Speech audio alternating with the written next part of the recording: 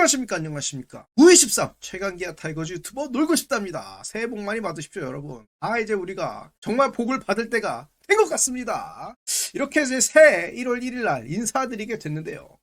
이번 시간에는 KBO 2025 시즌 외국인 타자들 제2탄 이전 시즌에는 재계약이 된 선수들 소개했었죠. 안 보신 분들 링크 눌러서 그 영상도 좀 봐주시고요. 오늘은 지난 시즌 중반에 이제 합류하게 된 몇몇 선수들과 새롭게 인사드리게 된 뉴페이스들. 여기에는 이제 기아 타이거즈 패트릭 위즈덤 이 선수도 소속돼 있죠. 선수들에 대한 소개를 아주 살짝 해보려고 합니다. 재밌게 봐주셨으면 좋겠고요. 구독, 좋아요 한 번씩 부탁드리겠습니다. 자, 가장 먼저 키움 히어로즈 이야기를 해야겠죠. 루벤 카디네스, 야시엘 푸이그, KBO 리그 10개 팀 중에 유일하게 외국인 타자 2명을 사용하는 팀, 키움 히어로즈다. 그만큼 팀의 야수 뎁스가, 이거 처참해요. 김혜성이 메이저리그 팀과 정식 계약을 이제 맺게 되면, 로스터 중에 경쟁력 있는 타자가 이제 송성문 한 명뿐이다. 이렇게 해도 과언이 아니죠. 그렇기 때문에 이제 타고 투저 리그인 KBO 리그에서 키움이 외국인 타자 2명을 선택할 수밖에 없었고요. 자, 루벤 카디나스 이 친구부터 한번 볼까요? 참 친숙한 친구다. 많이 친숙해. 삼성 라이온즈 2024 시즌에 있을 때는 카데나스였습니다. 복사근 부상 때문에 이제 얼마 뛰지 못했고 루인 디아즈로 교체가 됐죠. 말도 많고 탈도 많았던 선수인데 굉장히 어린 선수예요. 아직 메이저리그 경험은 없고요. 마이너리그 트리플 플레이에서 22시즌을 기점으로 그냥 기량이 폭발했던 선수 97년생으로 일루 코너 외야 수비가 가능한 선수인데 지표로 보시는 것처럼 22시즌 이제 이때가 코로나 시대였어요. 이때를 기점으로 기량이 그냥 폭발하면서 너 좀 지나면 메이저리그 가겠구나 라는 이런 기대감을 불러일으켰지만 안타깝게도 거기까지는 가지 못했고 이제 결국 24시즌에 삼성 라이온즈로 왔다.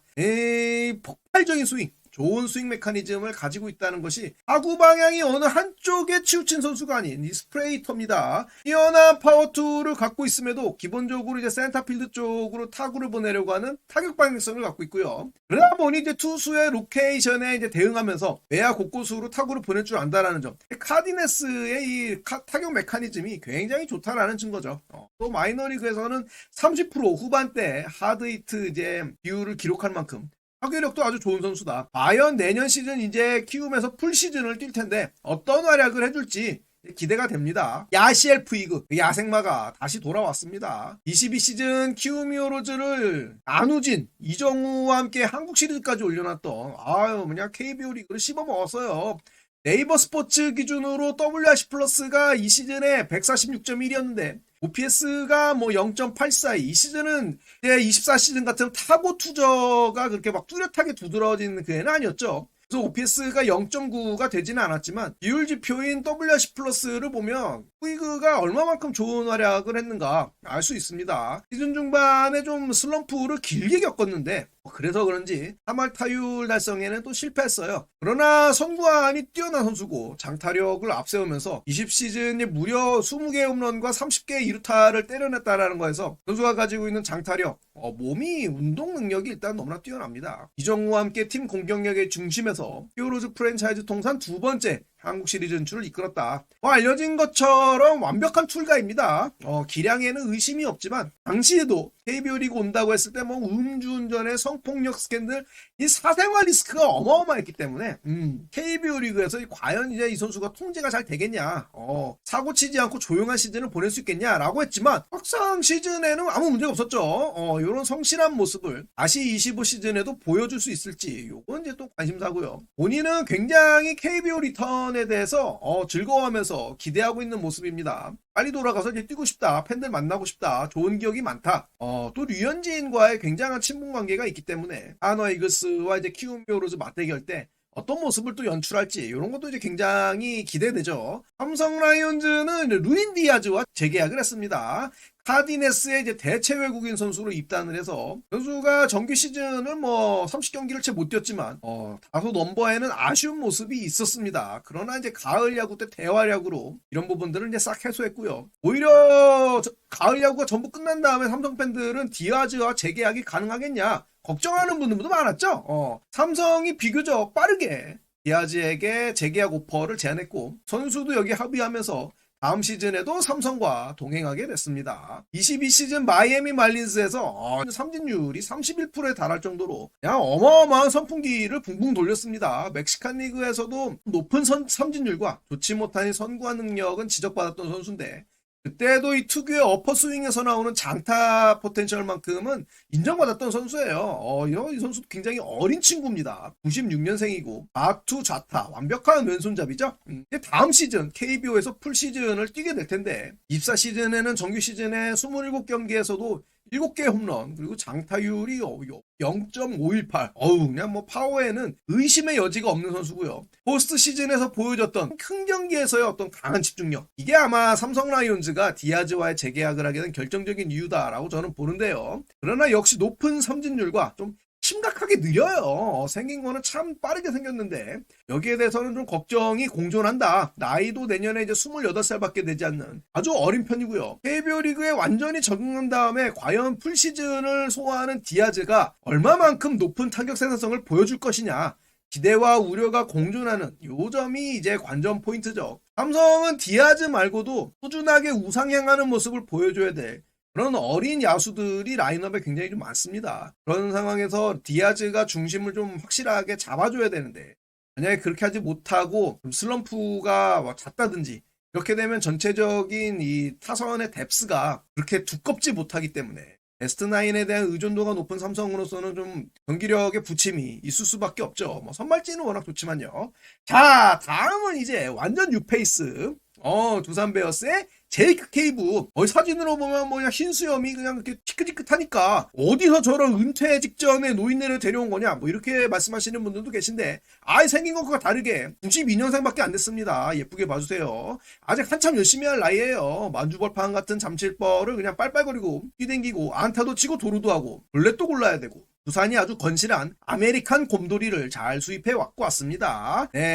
일단 외야 수비가 상당히 견실하다라는 평가를 받는 선수고 잠실구장으로 홈을 쓰는 두산 베어스에서는 이게 꼭 필요한 능력이죠. 타격 능력은 현실적으로 빅리그에서 통하는 거는 좀 이제 한계가 있다. 요거를 이제 완전히 체감했고 지표에서 이 점이 다 드러납니다. 타격 재능이 그렇게 뛰어난 선수는 아니에요. 컨택, 파워, 선구함 모두 빅리그 기준으로는 낙제점인데 이건 어디까지나 메이저리그 기준이고요. KBO 리그에서도 어떤 타이틀 홀더를 누리는 그러니까 홈런왕이 될 거다, 타격왕이 될 거다 이런 거하고는 좀 거리가 먼 선수라는 게 사실이에요. 다만 모든 부분을 어떤 큰 결점 없이 다 둥글둥글게 잘해낼 수 있는 만능형 육각형 플레이어로서의 재능은 좀 가지고 있다라는 이런 기대치를 갖고 있는 선수죠. 공을 이렇게 띄우는 큰 장타를 치는 유형의 선수는 아닙니다. 플라이볼을 많이 치는 선수는 아니고 레벨 스윙에 가까운 그런 타격 지향성을 보여주는 선수인데 패트릭 위즈덤 같은 또 뻥야구를 하는 선수들과 비교했을 때 타격력이 무지막지한 수준은 아니거든요. 근데 이것도 역시 메이저리그 기준으로 봤을 때 이야기죠. 우리가 참고해야 될 점이 지난 시즌 두산에서 뛰었던 제랄드 영 이게 기아 타이거즈 팬들한테는 6시 30분 경기로 엄청난 상처를 남겼던 그 선수인데 제랄드 영도 메이저에서는 땅볼 비율이 47% 플라이볼 비율이 37%였거든요. KBO에 와서 뛰었을 때 또 어마어마한 이 장타 생산 능력을 보였거든요. 그렇기 때문에 성적과 유형을 지금 속단하기에는 좀 이르고요. KBO 리그에서는 또 어떤 모습을 보여줄지 아직은 미지수입니다. 과연 리그에 얼마만큼 빠르게 잘 적응을 하느냐 이 점이 중요해 보이죠. 이제 시장에 나와 있는 외국인 타자들 중에 타격도 월등히 좋고 수비도 좋고 이러면 KBO 리그에 올 이유가 없죠. 메이저리그에 붙어있지. 이런 유형의 선수를 찾는 거는 현실적으로 좀 굉장히 어렵다. 우리가 소크라테스 브리또에게 3년간 느꼈던 그런 좀 다소 아쉬운 부분을 두산 베어스도 아마 25시즌에 좀 느끼지 않겠냐. 그럴 가능성이 좀 있지 않냐. 저는 조심스럽게 좀 이렇게 보는데요. 이런 유형의 선수가 만약에 리그 적응을 좀 제대로 못한다 라고 하면은 굉장히 좀 빠른 시간 안에 퇴출이 될 가능성도 좀 있다라고 저는 봅니다. 그래서 좀 관심 있게 보고요. 자, 하나 이글스는 야심차게 스테반 플로리얼 이 선수를 영입했습니다. 저랑 야생야사 진행하는 호스트 테이님 말에 의하면 소녀단장이 모가지를 걸고 내려왔다. 이런 평가를 남기셨어요. 우투자타 아주 뛰어난 운동 능력을 가지고 있는 선수입니다. 제 생각에 터지면 굉장히 무섭게 터질 수 있는 유형의 선수다라고 보고요. 고점이 굉장히 높은 선수예요. 워낙 운동 능력이 대단한 선수입니다. 야생 그 자체다. 일단 운동 능력이 빅리그에서도 수준 높은 랭크가에 이제 굉장히 높은 수준의 랭크되는 어마무시한 수준이에요. 삼진율이 33%로 굉장히 높지만 볼넷율도 또 10% 비율로 얻어내는 만큼 이 선구안이 굉장히 검증된 선수고요. 플로리얼이 가지고 있는 빠른 발, 하나가 목말라 있는 기동력, 뛰는 야구에 기여할 수 있는 유형의 선수다. 파워툴도 굉장히 좋습니다. 극단적인 이제 프리터, 우익수 방면으로 향하는 타구가 절반 이상에 향하는 그런 선수고요. 좌타자의 타구가 대부분 우익수 쪽을 향한다. 극단적으로 땡겨치는 유형이라고 볼 수 있죠. 그만큼 타격을 할 때도 좀 몸을 많이 쓰는 유형이다. 운동 능력에 굉장히 의존하는 유형이다. 이렇게 볼 수 있겠습니다. 한화가 지금 수년째 풀지 못하고 있는 외야 수비력을 업그레이드 해줄 것으로 이제 기대하는 선수인데요. 좋은 수비 플러스 그리고 이제 장타 생산력을 얼마만큼 보여줄 거냐. 안치홍, 노시환, 최은성, 김태현 등 기존에 이제 한화가 자랑하는 우타 라인업에 플로리언이 이제 좌타죠. 이렇게 더해진다라고 하면 한화의 어떤 야수진의 좌우 밸런스에도 좀 도움이 많이 되겠죠. 한화가 작년에 이제 페라자의 기복 있는 이 타격 때문에 가을 야구가 좌절됐다라고 봐도 틀린 이야기가 아닌데 플로리언이 한 시즌 얼마만큼 꾸준하게 무엇보다 부상 없이 활약을 해주냐. 이 부분이 굉장히 중요하다라고 봐야겠습니다. 자, 마지막으로 기아 타이거즈 패트릭 위즈덤 우리 백재씨 전형적인 똥파워를 자랑하는 슬로거 유형이다. 내년 이제 KBO 리그에서 뛸 선수들 중에서 야시엘 푸이그와 함께 메이저리그 통산 WAR이 양수인 딱 2명이 바로 이제 푸이그 그다음에 위즈덤 되는데 팬그래프 기준으로도 통산 WRC 플러스가 이제 100 이상이 넘는 선수도 푸이그와 위즈덤 이 두 선수뿐이에요. 그만큼 이제 클래스가 남다른 선수입니다. 습관처럼 우리가 하는 말이 외국인 타자 다 까봐야지 안다라고 얘기하는데 그런 말이 무색할 정도로 사실 기본적으로 갖고 있는 커리어가 지금까지 KBO에 왔던 선수들하고는 차원이 다르다라고 얘기할 수 있고요. 분명한 컨셉을 갖고 기아 타이거즈가 영입했죠. 슬러거 따꽁따꽁 안타 이런 감질나게 이런 거보다는 확실하게 한 방을 좀 넘겨달라 이런 주문을 한 거고요. 메이저리그에서 위즈덤이 올린 기록만 보면 그 주문을 200% 수행할 능력이 충분하게 이제 보이고 있습니다. 21시즌서부터 23시즌까지 계속해서 20홈런 이상을 때려냈고요. 빅리그 통산 88개 홈런. 어마어마한 커리어입니다. 30% 중반대 높은 삼진율을 또 보이지만 또 타율 대비 높은 출루율 선구안을 보면 이 선수가 공부하는 능력이 남다른 선수다라는 걸 우리가 알 수 있습니다. 무엇보다 이제 배러리트, 그다음에 하드히 양산하는 능력 뛰어난 선수고요. 무엇보다 플라이볼을 칠 수 있는 능력이 굉장히 뛰어난 선수고 또 이렇게 뜬 공 중에 20%가 홈런이 되는 진짜 어마어마한 파괴력을 보여준 선수입니다. 이게 KBO 리그에서 이제 발현이 되면 정말 개꿀인 겁니다. 그러면서도 어떤 타구가 한 방향에 치우치지 않고 센터필드를 중심으로 좌우 고르게 타구가 향한다. 기본적으로 투수의 공을 상대할 줄 안다라는 거죠. 좌우로 찔러 들어오는 공들을 본인이 어떻게 공략하고 어떻게 스윙을 가져가야 되는지 안다. 타격 메커니즘이 굉장히 좋은 선수라는 뜻입니다. 이 선수의 유일한 약점이 이제 하이 패스트볼에 좀 약하다 였는데 사실 이 약점은 KBO 리그에서 그렇게 두드러지 않을 가능성이 좀 높다라고 보고요. 슬라이더에 대한 대응만 좀 잘해주면 정말 약점 없이 무시무시한 타격 생산성을 보여줄 수 있는 게 바로 패트릭 위즈덤이다. 저는 봅니다. 내년 이제 KBO 리그에서 활약할 외국인 선수들은 이제 또 두루두루 알아봤는데 저는 역시 야시엘 푸이그와 우리 팀의 패트릭 위즈덤 이 두 선수를 좀 제일 주목해서 봐야 된다라고 보고 있고요. 여러분은 어떻게 보셨나요? 여러분들의 생각도 궁금하니까 댓글에 남겨주시면 한번 참고해 보도록 하겠습니다.